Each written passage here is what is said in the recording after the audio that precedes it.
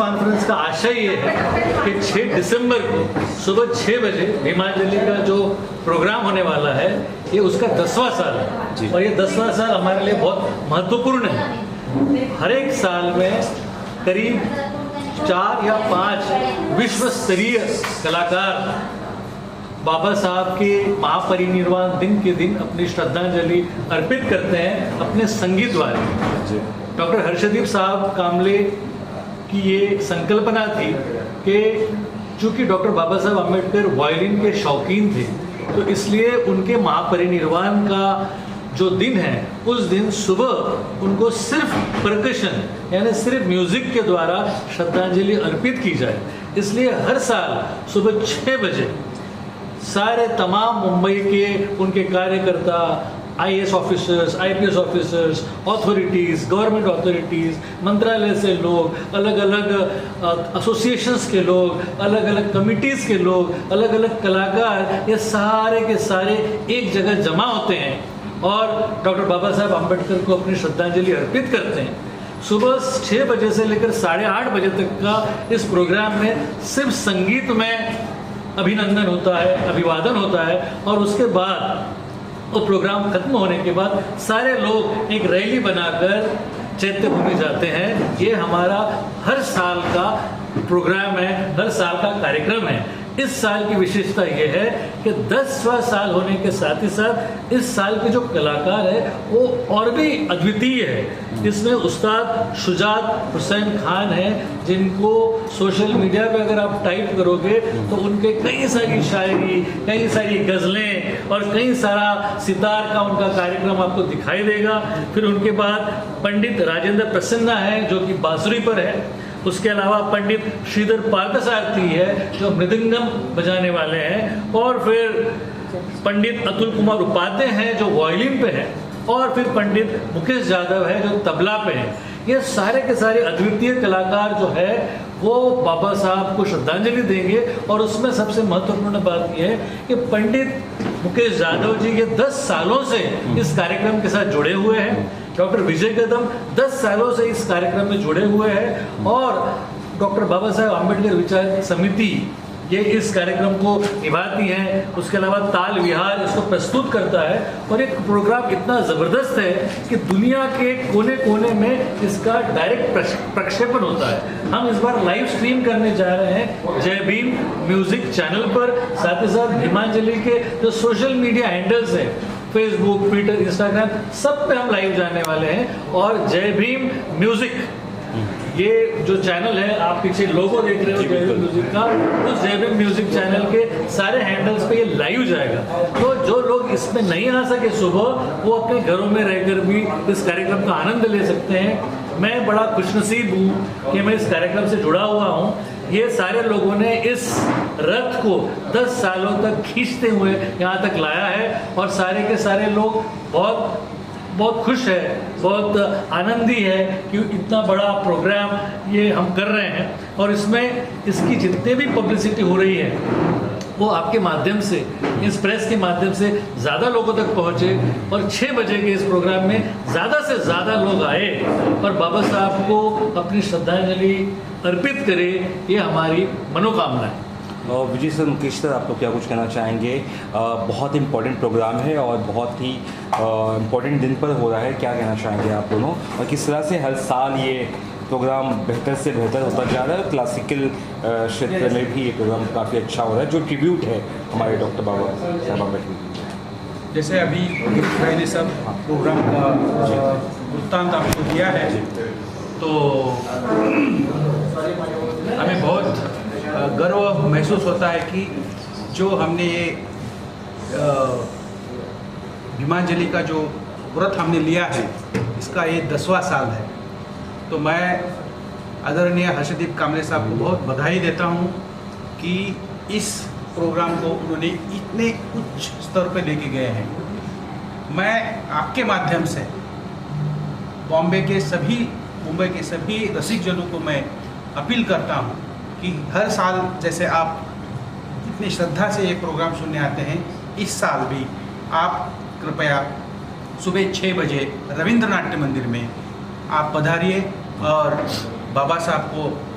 आदरांजलि देने के लिए आप सभी आमंत्रित हैं। जैसे कि कहा कि इस साल उस्ताद शुजात भाई, उसके बाद पंडित अतुल कुमार उपाध्याय, उसके बाद प्रसन्ना जी, राजेंद्र प्रसन्ना जी और मेरे मित्र श्रीधर प्रसाद जी और मैं एक सब अच्छा एक जैसे गुलदस्ता होता है ना, उस तरह से ये प्रोग्राम का हमने एक नियोजन किया है। उसमें आपको सितार, वायलिन, बांसुरी और तबला और मृदंगम इसका एक मिश्रण आपको दिखाई देगा। इस साल का और एक विशेष बात ऐसे है कि हमने इस 10वें साल के लिए, बाबा साहब को वायलिन बहुत पसंद था, खुद वायलिन भी बजाते थे और शास्त्रीय संगीत की ये जो सोच हमको किससे मिले तो बाबा साहब से ही मिली है, लेकिन हर्षदीप साहब ने उसको बढ़ाया है, उठाया है। क्योंकि बाबा साहब जब भी दुखी होते थे, जब भी नर्वस होते थे, तो उनको अलग कुछ करना नहीं पड़ता था, वो सिर्फ म्यूज़िक सुनते थे। वो खुद कहते थे कि वो साठे को बुलाओ, सिर्फ एक वायलिन का पीस मेरे सामने बजाओ। लेकिन इस महान व्यक्ति की तारीफ इसलिए मैं कर रहा हूँ कि देखो, दुख या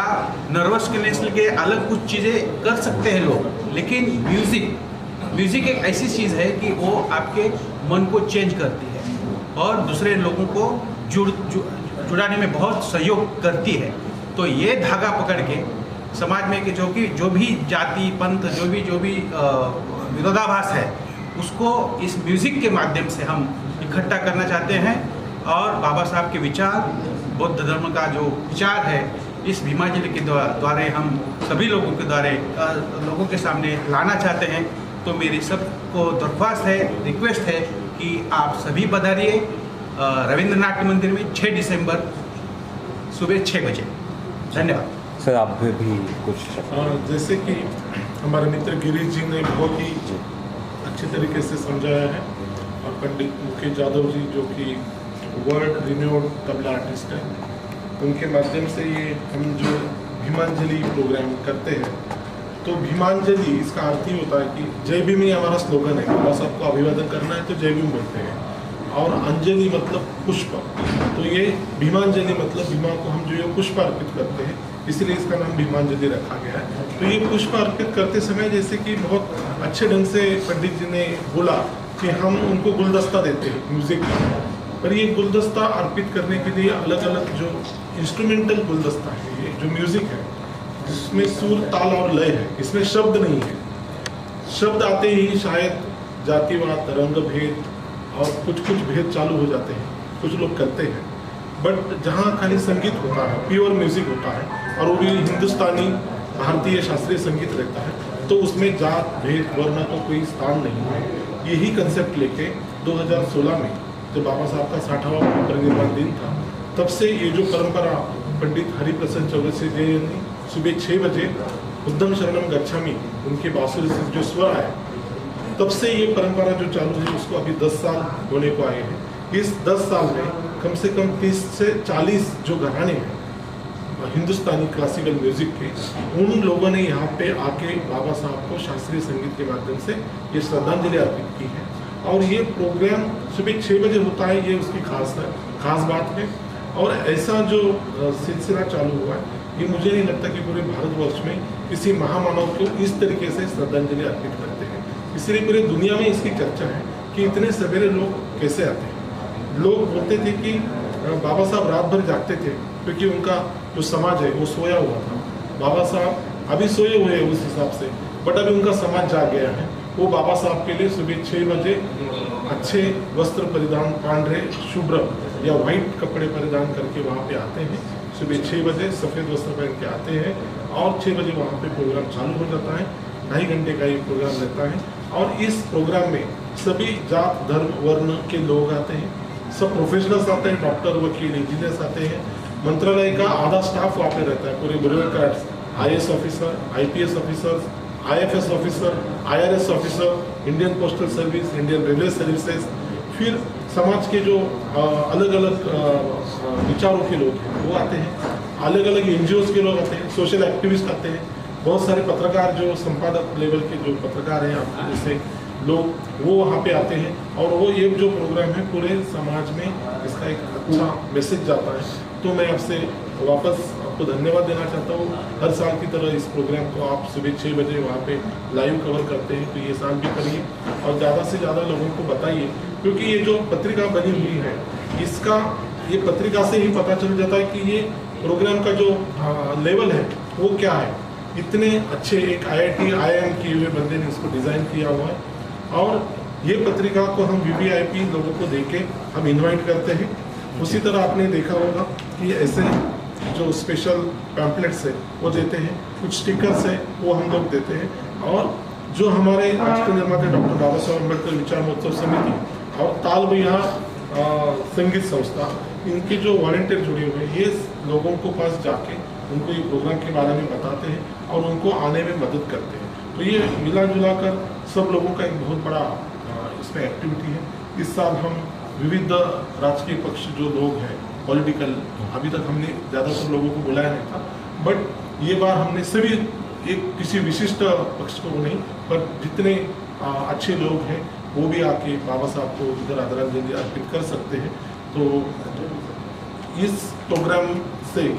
10 साल है तो ये हमारे लिए एक अनोखा पर्व है, एक दशक हो गया है। तो ये दशक का जो प्रेजेंटेशन है, जैसे गिरीश जी ने बताया कि अलग अलग तरह के वहाँ पे कोलाज रखे जाएंगे जो 10 साल लोगों ने परफॉर्म किए हैं, उनके रील्स हम लोग समाज के माध्यम समाज मीडिया के माध्यम से हम दिखाएंगे और वहाँ पे कोलाज किया जाएगा और आप सुबह सब लोग आके उसको कवर करिए, यही बोल के मैं आपको धन्यवाद देता। जैसे मीडिया मासेस में जाके अपना एक प्रचार करता है, मेरी भी ख्वाहिश थी कि म्यूज़िक सिर्फ ऐसे लेवल या ऐसे उच्च भ्रू लोगों के लिए नहीं है,